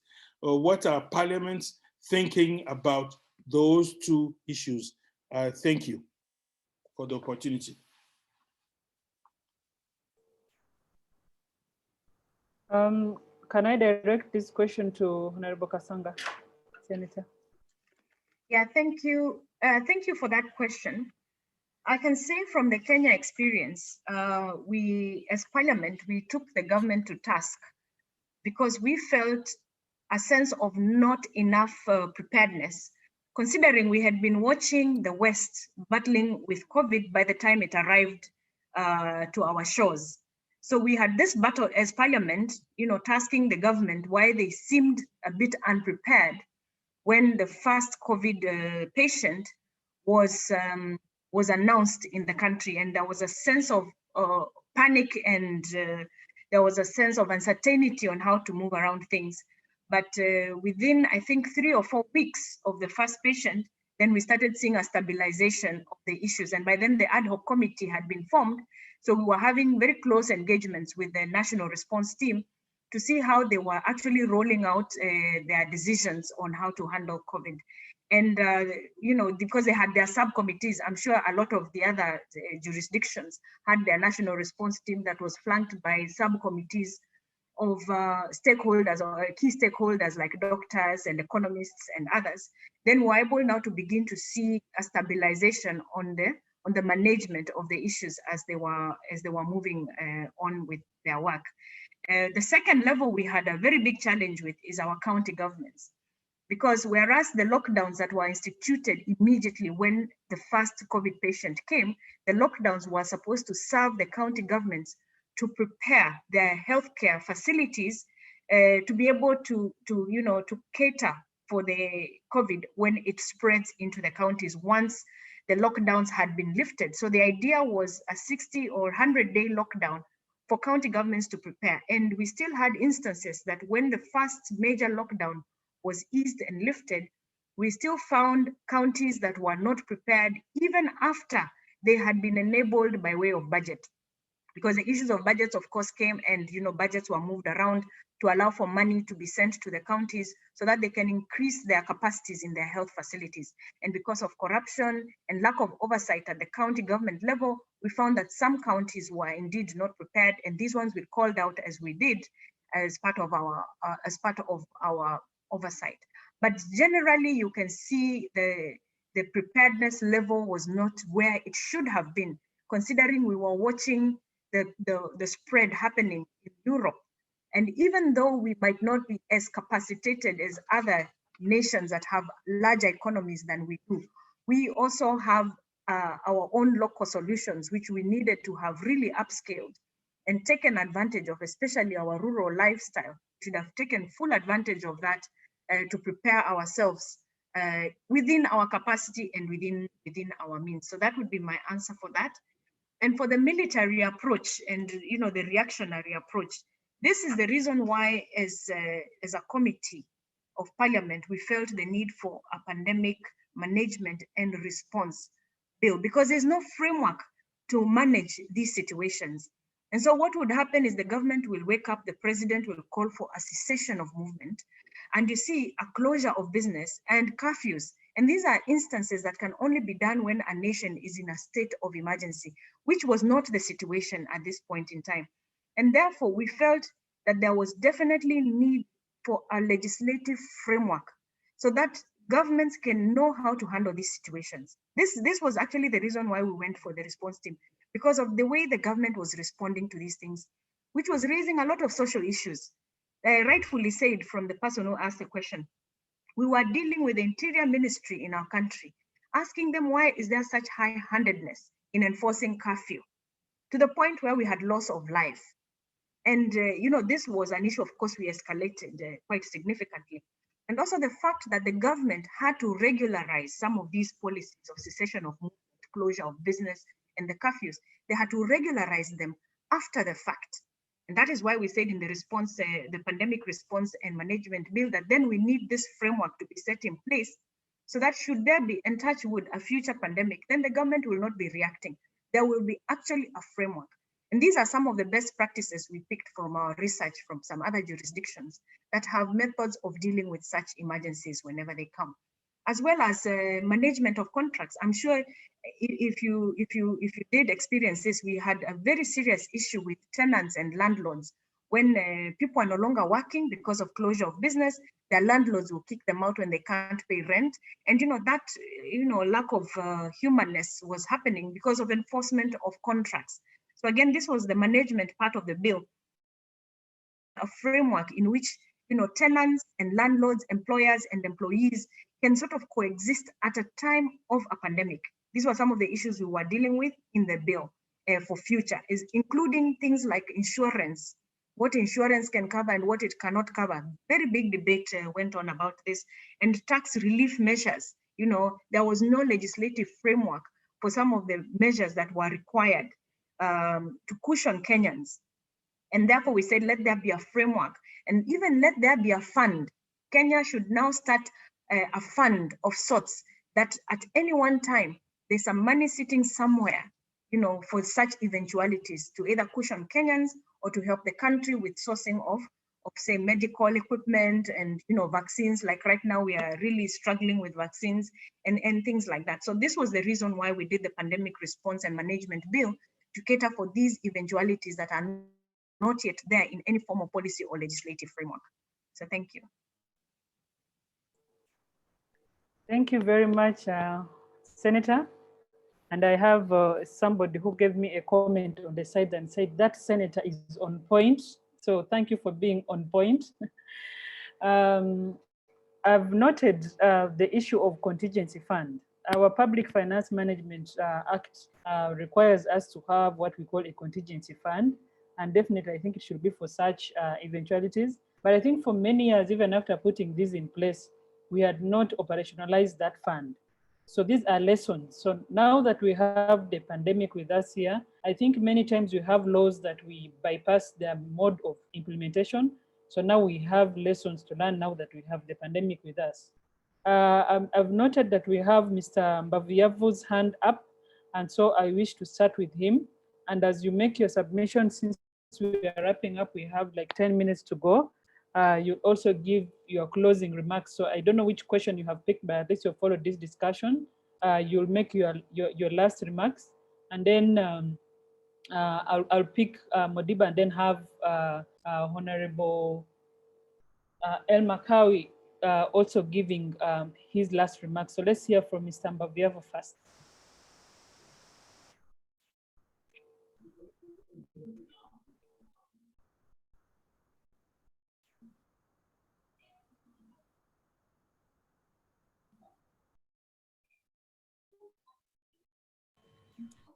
Monsieur Mbav Yav, c'est à votre tour de faire votre présentation.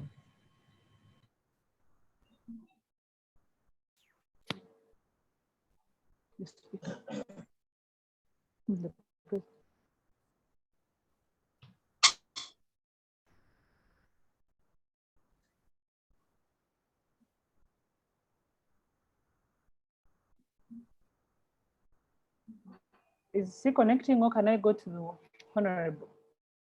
Okay, it's on.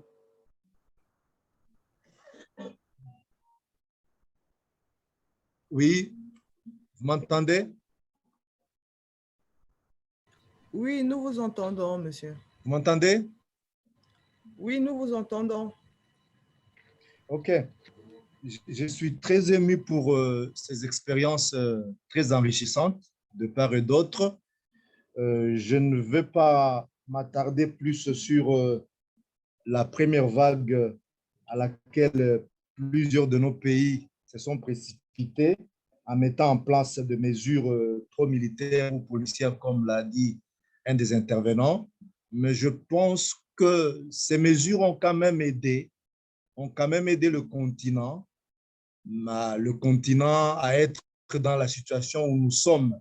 Nous n'avons pas eu beaucoup de morts, même s'il y en a eu. Nous n'avons pas eu beaucoup de morts par rapport aux autres continents. Je pense qu'à la prochaine, c'est que nous devons, par rapport aux vagues qui arrivent, la deuxième ou la troisième vague qui arrive, tout dépendrait de chaque pays. Je pense que nous devons plus mettre l'accent sur une politique, un état de providence, une politique basée sur l'état de providence. C'est-à-dire, à côté de ce qui est policier, on doit penser par exemple en ce que fait le Kenya, créer un fonds. Les parlementaires doivent penser à un fonds. Les parlementaires doivent aussi penser à réaffecter le budget dans la recherche. Parce que vous conviendrez avec moi que la recherche dans notre continent est le cadet des soucis. Je pense que si on investissait plus dans la recherche locale, la recherche nationale, on gagnerait plus parce qu'il y a un panéliste qui a parlé de l'investissement finalement dans l'homme. Qu'est-ce que les recherches pourront apporter? Qu'est-ce que la recherche pourra apporter à la lutte contre la pandémie? Aussi, je pense qu'on doit penser, il y a un panéliste qui a parlé des ressources naturelles. On doit penser à diversifier nos économies parce qu'en nous cramponnant plus sur les ressources naturelles, en ne pensant pas tellement à les convertir, à les transformer en produits primaires, je pense que plutôt quand nous ne créons pas des services, quand nous ne transformons pas nos produits, nous nous condamnons en dépit de tout ce que nous pouvons dire comme nous pouvons avancer comme des chapelets de bonnes intentions. Nous allons rester, nous allons toujours être surpris avec d'autres pandémies qui viendront. Pour finir, je dirais que nous devons encore plus investir. L'APNODE, de cela que je lance un défi à l'APNODE, on doit plus penser à cultiver, permettez-moi la tautologie, à cultiver la culture évaluative dans les parlements. Parce que vous conviendrez avec moi, beaucoup de parlements ont consacré l'évaluation, mais en fait, cette évaluation n'est pas implémentée. C'est peut-être sur base de cette évaluation qu'on pourrait comprendre qu'il faut faire ceci, qu'il faut pousser le gouvernement à faire ceci pour endiguer la pandémie. Merci, je vous en remercie et je suis très ému encore d'avoir partagé des enseignements très enrichissants. Merci beaucoup.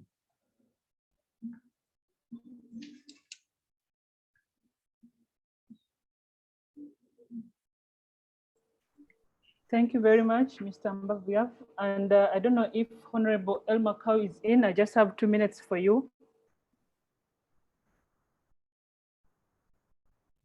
El Makkaoui? Modiba, 1 minute. Modiba is on the floor. I saw her hand raised. Just a minute for you.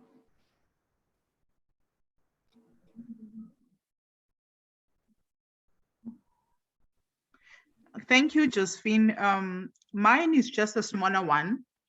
I just wanted to also indicate that in South Africa, we do have a National Disaster Management Act, which was promulgated in 2002 to respond to, some disasters, because you may never know what's going to happen. So we have it, like, for example, things of droughts, floods, and many other things that are, categorized as disasters. So, and there's also an emergency fund to cater for that. But we did not foresee, the magnitude that COVID-19 will come with. So yeah, my reason for raising a hand, I just wanted to ask from the senator from Kenya, because I've been reading some articles regarding the increase in genital mutilation, happening during lockdown, because people are not moving around, girls cannot run away.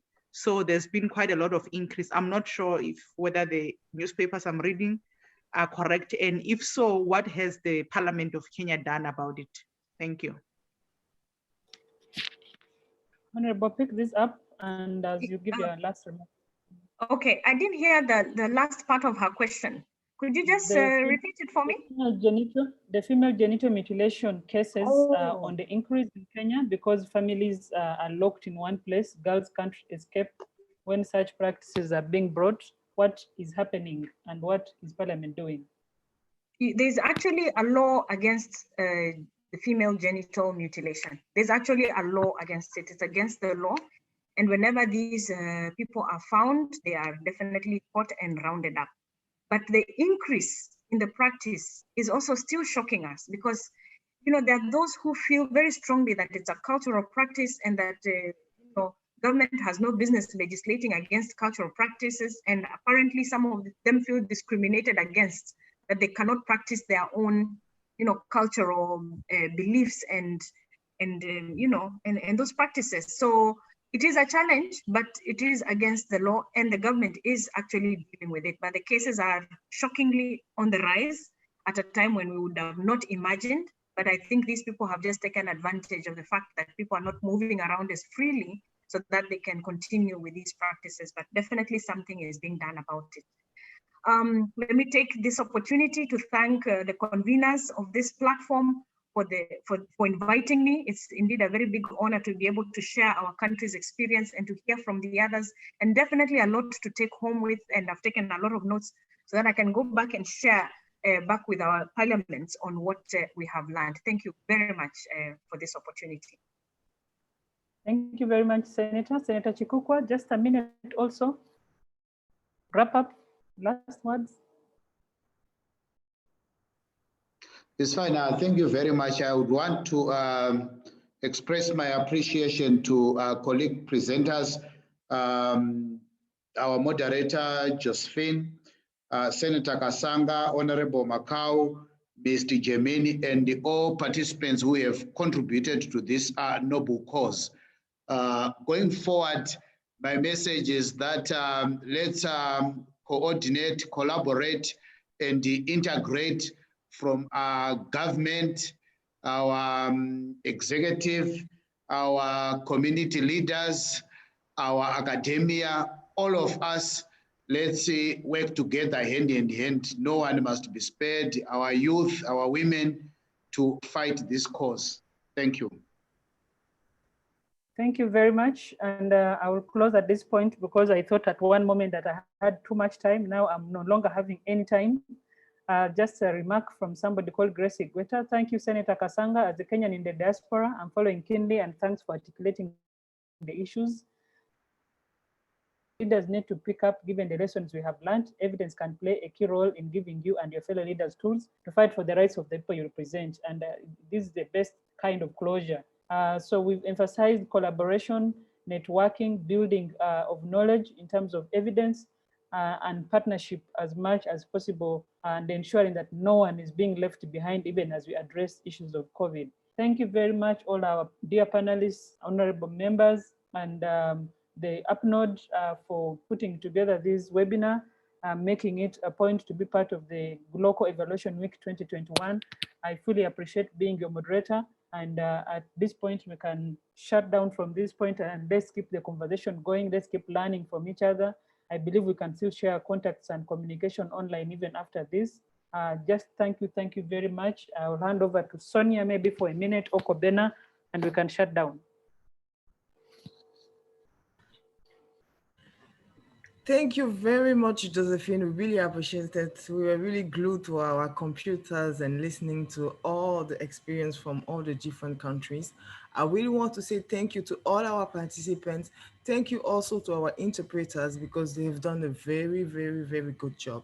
Je veux vraiment dire merci à tous les participants qui ont été avec nous, qui ont suivi depuis le début. Merci aux interprètes qui ont été là, qui ont vraiment assisté et qui ont permis que cet événement soit possible. Là, comme je l'ai dit au début, pour ceux qui veulent encore suivre l'événement, la table ronde, la vidéo sera disponible sur le site internet du département de l'évaluation de la Banque africaine de développement. Donc, ça sera possible pour tout un chacun de réécouter s'il y a un élément peut-être qui nous a échappé. Chacun de nous peut retourner et écouter. Merci beaucoup à vous et je dis à la prochaine. Merci.